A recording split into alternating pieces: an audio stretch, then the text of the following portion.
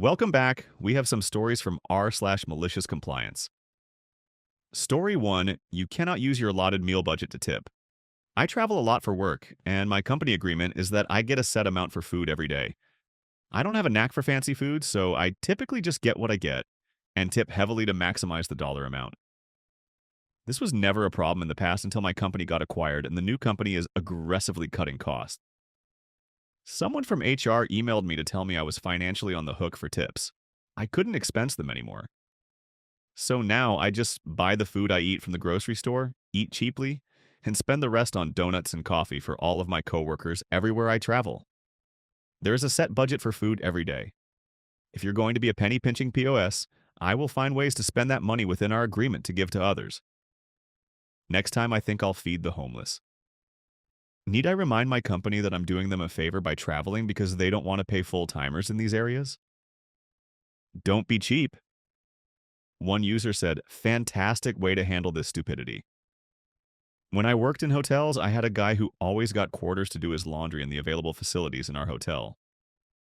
After one visit, his company told him he couldn't do that since it didn't provide a receipt, so he started sending his clothes out every other day.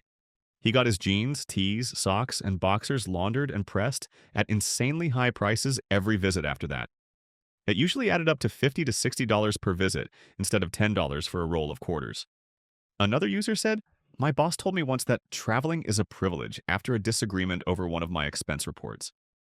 I didn't travel for 3 months and she was livid. I simply explained that if it was a privilege, then certainly it wasn't obligatory. Cue stammering and backpedaling? Now it's mutually understood that it's a requirement for my role, but we're not going to argue over bullshit like the cost of meals that are only slightly off the daily guidance and I'll pick my hotel. Traveling for work is draining, doubly so if you have a family. Companies that find people good at traveling roles who are also happy in them need to shut up and be grateful. Story 2, you better start making more sales.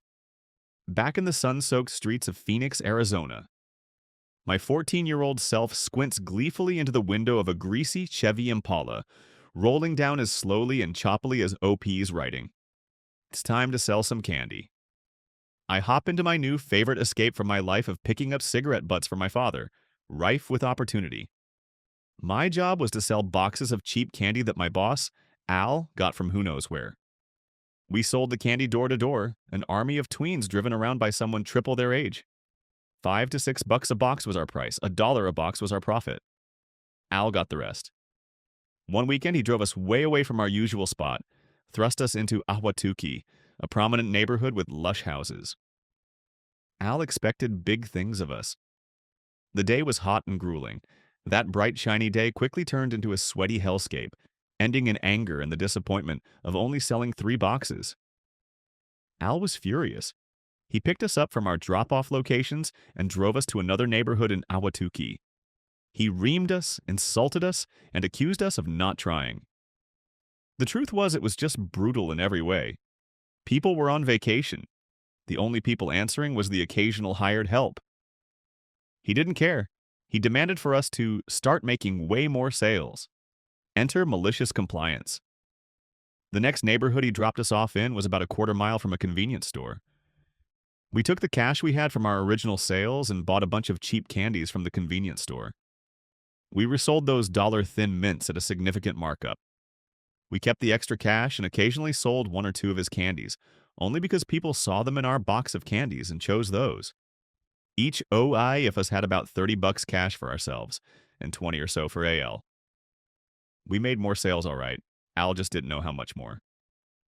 TLDR. We were told to sell more candy, and we sold our own. Update. One more detail. This started a plan where we brought a bunch of our own personal things to sell for 100% profit, like little toys and baseball cards. It was our most lucrative summer. Mine anyways. One user said, I did basically the same thing in high school. A popular fundraiser for extracurriculars was selling special cheap candy bars for $1 each.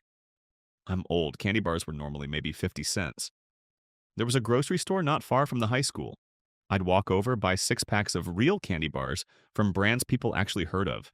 A 6-pack of Snickers would be about $2. Resell them for the same $1 per bar, and blow the profits on magic cards. Someone else commented, well played. You did an excellent job selling more candy, just like you were told. Story 3. That time my mom upended the dress code for my entire school. When I was little, my mom sent me to a private religious school. My family isn't religious, but they felt like I'd get a better education there. And when I switched to public school later, I found they were right. I was pretty far ahead. This school had uniforms. Boys wore button-down shirts with the school logo and blue slacks. Girls wore jumpers. My mom hated cleaning and ironing these white button-down shirts every day. I was one of 4 kids. Kids play and get grass stains. The shirts were taking up a lot of her time. Finally, she gave up and bought a bunch of white polo shirts and started sending us to school in those. Admin had a conniption fit about it and brought her in for a meeting. They opened the dress code rulebook and pointed out that these shirts were missing the logo, so they were in violation. My mom looked over the rules and confirmed that the lack of a logo was the only violation. They said yes. She thanked them and left, and the school probably thought it was over. Just to be petty, they sent a school-wide memo regarding the dress code. My mom took every polo shirt and stitched a homemade school logo onto them. It wasn't hard to do as the logo was just the school initials. Admin was furious, but during the next meeting realized their hands were tied. The memo piqued the curiosity of other parents, and they started asking my mom where she got the new school shirts. Apparently, she wasn't the only one sick of ironing and getting grass stains out. Suddenly, I wasn't the only one wearing a polo shirt to school.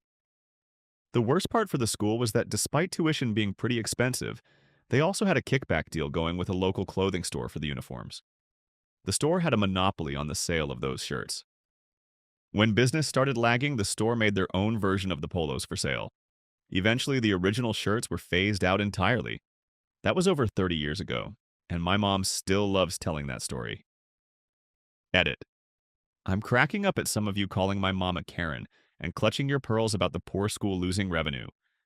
You guys are acting like they had to put the school mascot down after they didn't make their nut on uniform kickbacks. I can assure you they were and still are making money hand over fist and doing just fine. One user wrote, "Ha! There was a uniform-type rule in place when my son was in school and for all the schools. Shirts were polo but had to be the school's colors and or a plain white polo. Jeans or khaki pants, short skirts. That was it. I inadvertently got the policy changed after my son's junior year. I got a call saying he needed to change his undershirt. It was a regular shirt, just orange or yellow, because it wasn't an approved color. I looked through the dress code policy, and it didn't say anything about undershirts, and that I was not taking off work to pick him up, take him home, and change then reverse the trip. Just no, and that's fucking ridiculous. If you want undershirts to match, then your dress code needs to say so. Well, they changed it for the next school year. Don't get me started the shoelaces. That was funny, another user said. I affected a school dress code as well. It was a very similar dress code as you described, but said nothing about socks. My girls were very individualistic, and I bought bright, striped, floral, etc. knee-high socks for their jumpers. They changed the dress code the next year. Then in middle school, my middle daughter realized the code said nothing about scarves and started expressing herself that way. Another dress code change happened a year after that too. If you enjoyed these Reddit stories, be sure to like and subscribe for more.